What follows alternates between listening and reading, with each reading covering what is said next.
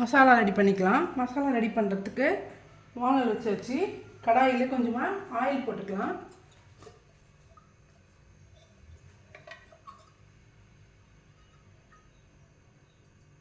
ஒரு 3 ஸ்பூன் அளவுக்கு 2 ஸ்பூன் அளவுக்கு ஆயில் போட்டுட்டு நம்ம மிக்சியில் அரைச்ச இந்த மசாலாவை போட்டுக்கலாம். ஆயில் கொஞ்சம் சூடாகட்டும்.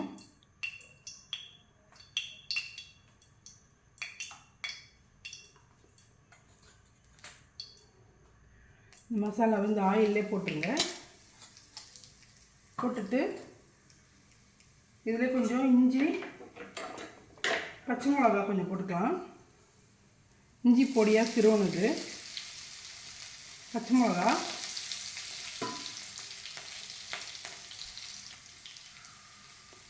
கொஞ்சமாக பெருங்காயம் போட்டுக்கலாம்.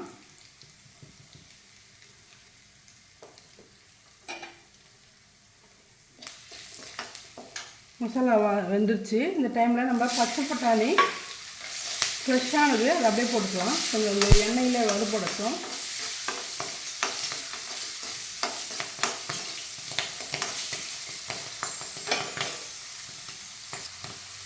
பட்டாணி நல்லா சூடாகிடுச்சு. இந்த டைமில் நம்ம பொட்டேட்டோ வந்து ஒரு 3 பொட்டேட்டோ பாயில் பண்ணி வச்சுருக்கேன்.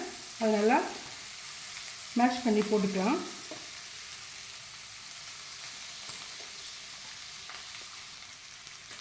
போட்டுட்டு இந்த டிஷ்ஷுக்கு தேவையான மிளகாத்தூள் போட்டுக்கலாம். கொஞ்சமாக மல்லித்தூள் போட்டுக்கலாம். பொடி பண்ணி வச்சு மல்லித்தூள் ஏற்கனவே கொஞ்சம் போட்டிருக்கோம், அதனால் கொஞ்சம் கம்மியாகவே போட்டுக்கலாம். போட்டுட்டு இது நல்லா மிக்ஸ் பண்ணுங்கள், பச்சை வாசனை போகிற அளவுக்கு. இதில் கொஞ்சம் கரம் மசாலா ஆட் பண்ணிக்கலாம். நல்லா மிக்ஸ் பண்ணிவிட்டு நம்ம மேஷரால் நல்லா மாவு மாதிரி ப்ரெஸ் பண்ணிக்கணும். கரம் மசாலா,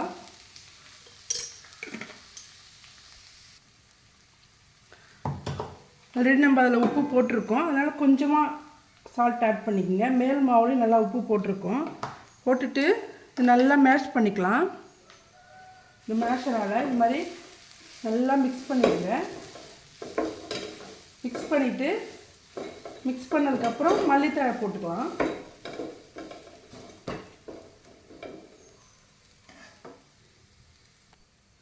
நல்லா மிக்ஸ் ஆகிடுச்சு. இந்த டைமில் நம்ம கொத்தமல்லி தழை போட்டு இன்னும் கொஞ்சம் நல்லா மிக்ஸ் பண்ணிவிட்டு ஸ்டவ் ஆஃப் பண்ணிக்கலாம். ஆஃப் பண்ணிவிட்டு இது நல்லா ஆறணும். ஆறினதுக்கப்புறம் நம்ம பிசைஞ்சு வச்ச மாவில் சமோசா ரெடி பண்ணிக்கலாம்.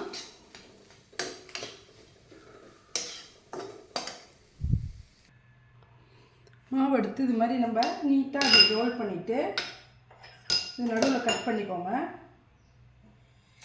கட் பண்ணிவிட்டு கொஞ்சமாக தண்ணி தொட்டு இது ஓரத்துலலாம் தடவிட்டு இதை எடுத்து இப்படி ஒட்டிடலாம். ஒட்டிட்டு இது பேக்கெட் மாதிரி இதை வச்சின்னு நம்ம ரெடி பண்ண மசாலாவை இதுக்குள்ளே வச்சுக்கோங்க. இதுக்குள்ளே வச்சுட்டு இப்படி ப்ரெஸ் பண்ணிவிட்டு ஒரு ஃப்ளீட் எடுத்து இந்த ஃப்ளீட்ஸில் இதை வச்சு ப்ரெஸ் பண்ணிவிடுங்க. மினி சமோசா ரெடி ஆகிடும். இதை ஃப்ரை பண்ணலாம். இந்த மாதிரி எல்லாத்தையும் மடித்து வச்சுருக்கேன் பாருங்கள். இப்போ ஆயில் ஹீட் பண்ணியிருக்கேன். ஃப்ளேமை சிம்மில் வச்சுட்டு நம்ம ஒன்று ஒன்றா இதில் இறக்கிடலாம். ரொம்ப ஹையில் வைக்கக்கூடாது, வச்சா மேலெல்லாம் தீஞ்சிடும், உள்ளெல்லாம் ஃப்ரை ஆகாது.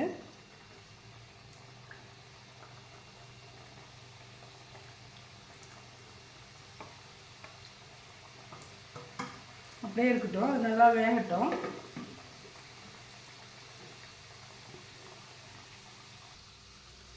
கொஞ்ச நேரம் நல்லா வேகட்டுன்னு மெதுவாக திருப்பி விடுங்க.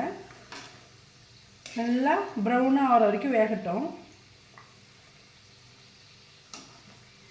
நம்ம ரவை போட்டதால் அது நல்லா நின்று வேகும்.